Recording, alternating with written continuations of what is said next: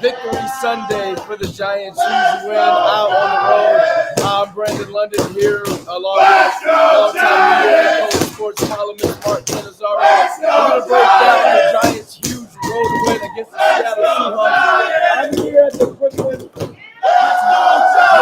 Public House in Brooklyn. The crowd is rowdy, setting the scene. A lot of Giants fans.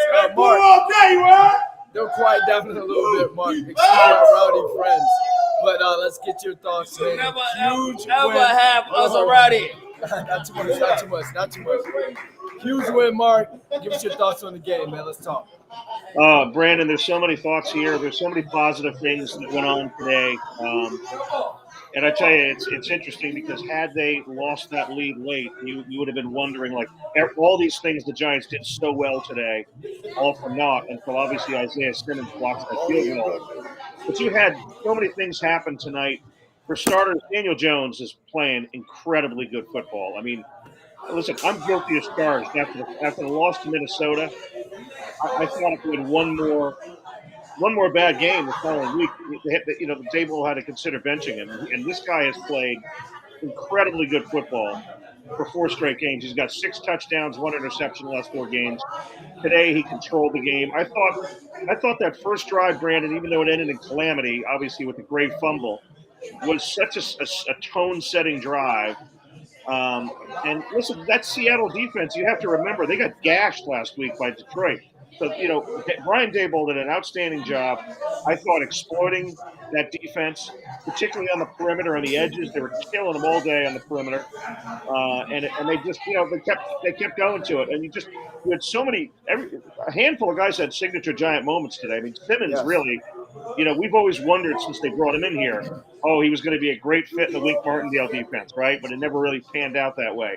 This was his signature moment, right? Brian Burns with that late sack on the 4th down. That's his signature Giant moment so far today. I mean, this kid Tyrone Tracy comes in. We're worried about no Malik, no Singletary. You didn't miss those guys today. I mean, these guys, their backups, their replacements came in and played as well, if not better. Yeah, when you talk about not having your star wide receiver and your RB1, this is a game where you have to give Daboll your props, and you've already done that. We've been critical on him for some of the decisions he's made and all, but this is why you bring a Brian Daboll in, because he knows how to control a game. He knows how to call a game, and this is what he did today. I mean, let's just go back to Daniel Jones, man. I'm going to break these numbers down. 23 for 34, 257 yards, 2 touchdowns, but most importantly, Mark, 0 turnovers. He did not turn the ball over again. Like, even the last game against the Cowboys, they still had a chance. He had the interception, but that was on a Hail Mary. So Daniel Jones continues to be efficient. And what I've been calling for as a former, New York Giant wide receiver is the down the field passes. Yeah. And who does he hook up with? Who does he go to? Darius Slayton. The guy that's been there all along, right? He's been there all along. So it's like, when you look at a lot of the narrative and a lot of the stories when we talk about the New York Giants, like, you want to go with the sexy story, Malik Nabers. You want to go with the sexy story and who's going to replace Saquon. So all eyes have been on that. But you've got guys that have been in this offense. You've got guys that have played well within this offense, like a Darius Slayton. That's like, hey, I'm waiting for my time to shine. I'm waiting for my time to get a look. Wan'Dale Robinson had a good, not great game. I still want to clean up the drops when it comes to the wide receivers. Slayton as well, like Plaxico Burress would say, catch the damn ball, catch the ball. But at the end of the day, offensively, guys made plays, and that's what you needed. Listen, when you think about it, Brandon, when we were at training camp, not this year but last year, Darius Slayton was on the bubble to make the team. Yeah. I mean, they end up keeping him. I think he ended up taking a pay cut. He's always been one of the quality guys in that room. He's the longest tenured Giant in there now that Saquon's gone. And I mean, listen, I can't say enough good things about Slayton. He's a stand-up guy. When he doesn't do well, or he's the first guy in there. Yeah, I can't say enough about him. I was happy for him today. I was a little worried when he took that hit because he had a concussion earlier in the year. He made that really, really good third down catch and got clobbered. And yeah, that was a scary moment because I was worried that he might have gotten shaken up. If you guys are watching this, I'm sorry, right Mark. there, I have to plug in. I'm seeing a low battery in my computer. Just stay there. Okay. Plug in. All right. All right, I'll keep this thing going. If you guys are watching, thanks for watching. This is your New York Post Sports post-game live stream. New York Giants 29-20 road win, huge road win against what was the 3-1 Seattle Seahawks. Geno Smith is one of the best quarterbacks in the NFL going into this game. He was hot. Giants defense got after him. Pass rush. I give it a B plus. Take it easy. I give it a B plus in terms of the pass rush. But let's go back to the offense. I want to stay on the offense.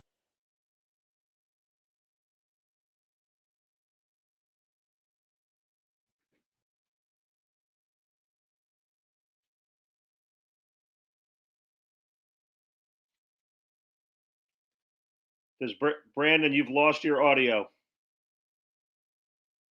All right, Mark, can you hear me now? Yeah, so to go to the run game and Tyrone Tracy Jr. Let me give you his numbers. Let me give you guys his numbers right now. 18 carries, 129 yards.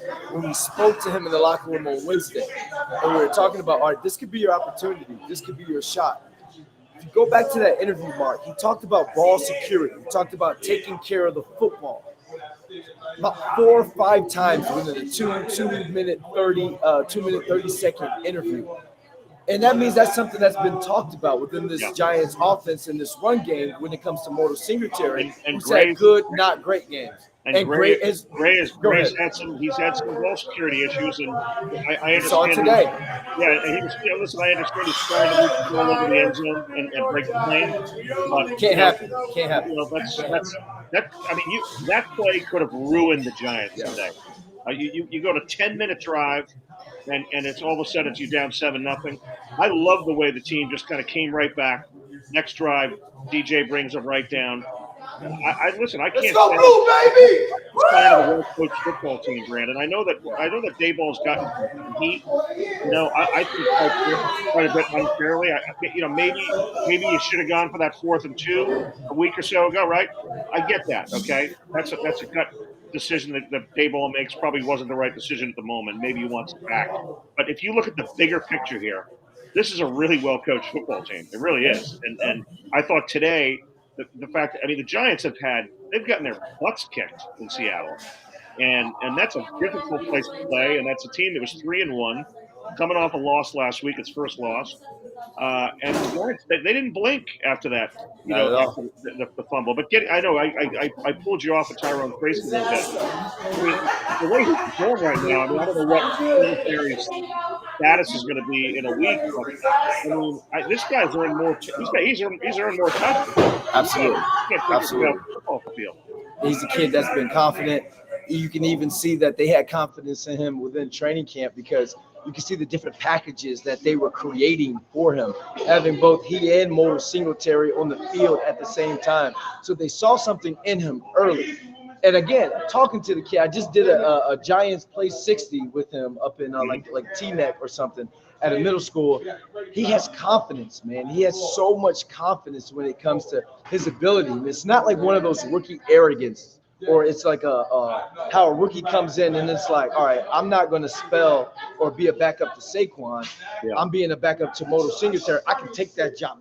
I'm going to walk around with my chest out. He's a guy who's always talking about learning the offense, learning the X's, the O's, and the Y's, and being able to be there when it came his opportunity. So this rookie class, when you go to the Tyler Nubins, who's made plays, Drew Phillips, who before he got hurt, he was probably having the best defensive season throughout the entire defense. Theo Johnson, who we got a chance to see baby Gronk make some plays today. This rookie class is really stepping up and making plays in when they're being called on. Yeah. So again, you said like it's a great coaching day. This is a well-coached team, but you also got guys stepping up who None of these guys are on anybody's fantasy roster today. No, Team isn't no. sexy at all, but they still found a way to get it done and get a big road win against what was a 3-1 team. I mean, this is a league of opportunity, as you know, Brandon, and Brian Daboll is going to play the hot hand. I don't know. Again, I don't know what Singletary status is with the hamstring, and I think this is his first game he's missed since his rookie year. So he's been a very durable guy, but if Brian Daboll thinks that Tyrone Tracy is going to give them a better chance to succeed offensively, Tracy's going to be playing. This is nothing against Singletary, but and I'm sure even if Singletary is able to come back for the next game, maybe he's not 100% yet. But listen. What I loved about what I watched today, I did mention the way the Giants kind of got off the mat and didn't blink after the fumble recovery touchdown. But when you watch like a game like today, you could see the Daboll offensive plan start to unfold early, right? Attacking the perimeter. I don't want to. I'm assuming it's going to sound like I'm knocking Robert Saleh on the Jets side, which I'm not, but I do think this is a better coached football team than the Jets are. I'm going to be honest with that. I don't know that I saw that unfold as I watched the Jet game today. A coaching plan. I'm not sure what the plan was. I could see Daboll's plan today. And Kafka and everybody that put the offensive, strategy together, and it was working, and they kept going to it. And Seattle didn't have an answer. And I think that's listen. I think that's very impressive. This is a win that, not to get overly dramatic, it's week 5, but the Giants have tossed a couple of games away that you can certainly argue they should have won. And this is to go into Seattle against a 3-1 team that's had success and has a hot quarterback, and to do what they did today can really, really catapult the season. I mean, it can really kind of spark maybe a run here. I don't know how this doesn't breed confidence for all those young guys you just mentioned. I mean, that's all those guys, Johnson, Tracy, they all gain confidence. I'm going to throw it to the defense for a quick second. Go ahead. Let's talk defense. You got to shout out Deontay Banks now, okay? That guy basically dogged it on that CeeDee Lamb touchdown catch, right, in the Dallas game. And he was spoken to, by Daboll and the coaches this week. That guy played his ass off today. I mean, he had the forced fumble on Metcalf. He did a great job on Metcalf. And he had 3 pass defenses. I mean, he probably played his best game as a pro today. Let's talk defense, Mark, because I got some numbers for you. And the fans listening at home, let's go even deeper. Let's go into the numbers on this one. We're talking about the Seahawks pass game, Geno Smith, and then the trio wide receivers that he had. Going into this game, DK Metcalf, Jackson Smith, and Jigba, and Tyler Lockett, they averaged around 199.5 yards per game between the trio, 200 yards per game. Let's look at it now. This game, Tyler Lockett, 4 for 75. DK Metcalf, 4 for 55, but he also had the fumble. Jackson Smith and Jigba, 4 for 31 with 1 touchdown. Kenneth Walker III, Mark, was their leading receiver with 7. Yeah. So what that means is that Shane Bowen, which we saw blitzing, we saw him dial up pressure at times like he did against Deshaun Watson and the Cleveland Browns. But they stayed in somewhat of a base conservative defense in terms of applying pressure, rush 4, rush 3, and then drop 8 to 7. And just had guys' eyes, play off the eyes. And you saw the defense. Cordell Flott was another guy who was around the ball a lot when it came to the pass games. You saw guys rally to the ball. And I think one thing we saw this game that we haven't, I guess, seen in other games was we saw good tackling. Yeah. There were tackles. When there were tackles at the line of scrimmage, 1 to 2 yards on first or second down. You talk about where Geno Smith had to throw. Talk about the young guys. Let's throw Newman in there now. He had a really good game today. Listen, I agree with you. And those numbers you just tossed out for some of those receivers, including Lockett, who's a tremendous talent. Tremendous. Those are a little bit bloated now because a lot of that stuff came in that 95-yard drive, which wasn't garbage time. And I didn't like the way the Giants played defense on that drive. And that was back. It was a very prevent-oriented defense. Wasn't happy with. I didn't like that look. I mean, you got to. I get it that you don't want to get burned on the big play, but you got to do what got you there. You had a 10-point lead because of the way you played defense up to that point. And I didn't like how soft they played in the back end on that last drive. But, back to those numbers you just, tossed out. Metcalf I think, a decently long catch. Lockett had a couple of them on that series. That's a 95-yard drive, virtually all in the air. So those numbers were much less prior to that last drive, obviously. Yeah. If you guys are joining us, we got, about another 10 minutes left on this live stream. It's your New York Post Sports post-game live stream. The Giants go on the road, win in Seattle at Lumen Field, 29-20. Big Blue. This crowd was absolutely, I guess, they were raucous the entire time, Mark. And here's the thing, like, you saw moments where it's like, oh no, not this Giants team. Don't tell me you're sure. Don't tell me I had to come all the way out to Brooklyn, and this is that Giants team that showed up. But at the same time, they found a way to get it done today. And we got Evo X asking, "What's up with Hyatt? Why isn't he getting the ball?" It's hard. It's hard right now as a receiver. If you're Jalen Hyatt, you're in the locker room. You're happy at the same time, you're like, I wish I could have been involved more in this win. And that's not going to be something to be selfish, Mark. These are the times, these are the moments where you come together as a team. You see the Giants, their 2 wins have been on the road. They got to prove something at home. But what they've done, it's almost like going on the road is good for them because it's like they band together. You get that extra team time. You're hanging out in somebody's hotel room. They're FaceTiming their family or whatever. You're just sitting there playing, Madden or something, or you guys are going over the game plan for a little bit longer. But it's something about being on the road that just bands this team together. So if you're a Jalen Hyatt, to answer your question, EVO X, why isn't he getting the ball? You can look at this offense and it's like, why aren't a lot of other guys getting the ball as well? It took Malik Neighbors being down for Darius Slayton to get the ball, and it's just like you kind of have to just be okay with it because that's the way the offense goes.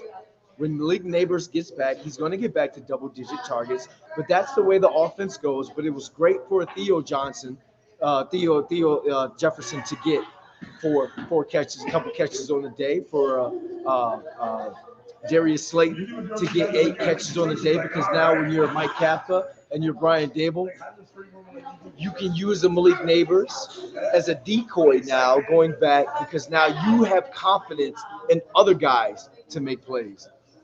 Yeah, I mean, listen, I don't know what the answer is with Hyatt. I don't know if he's doing a good enough job to get open.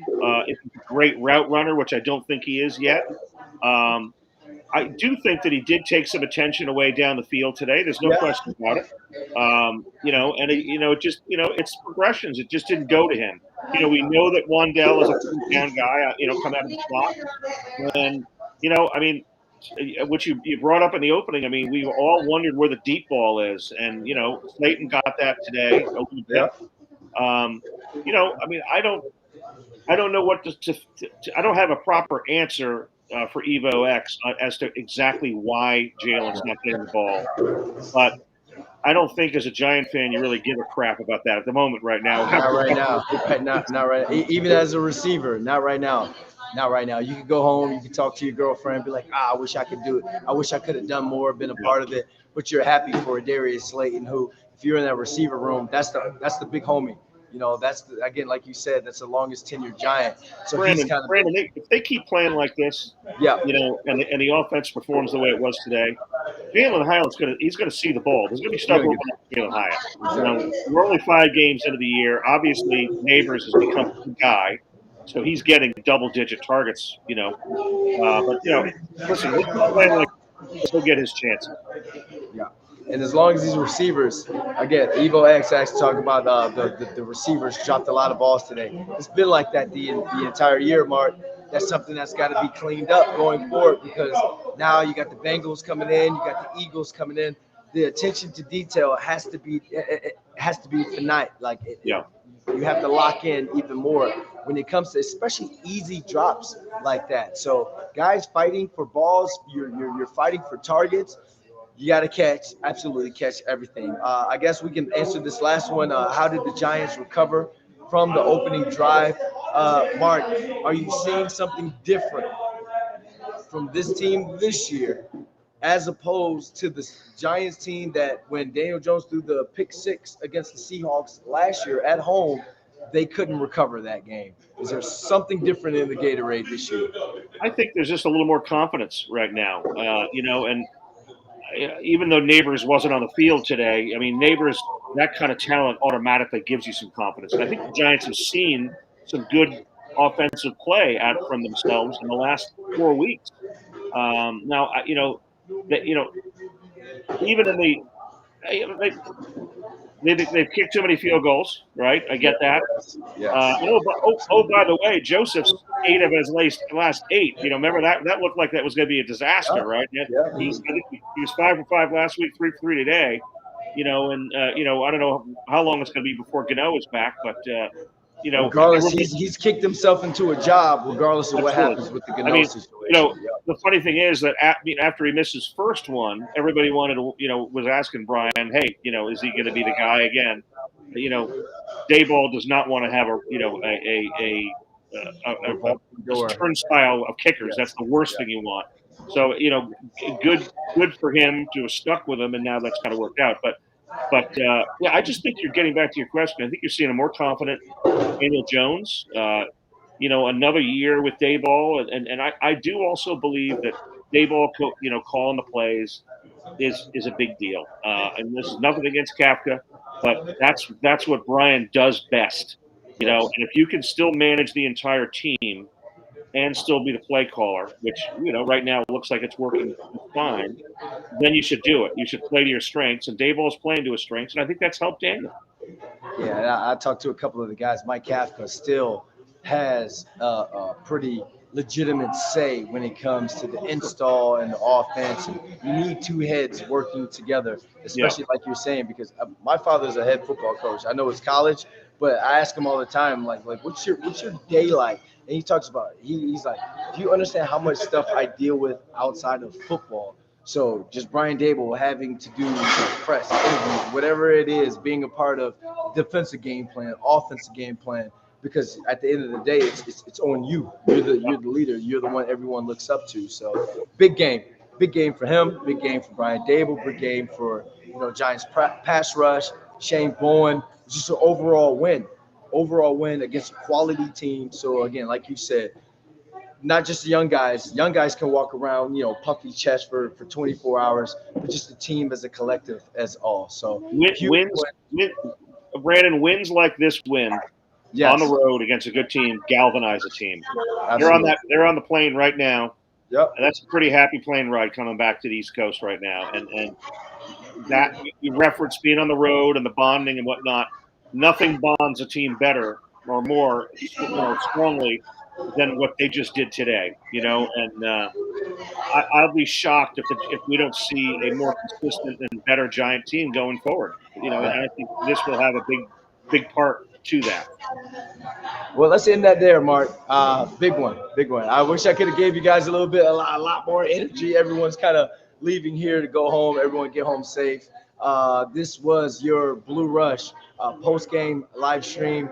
Brandon London, Mark Cannizzaro.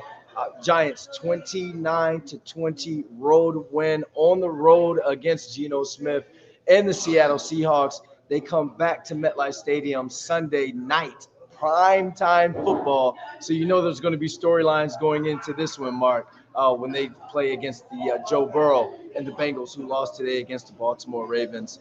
For New York Post Sports, thank you guys for watching.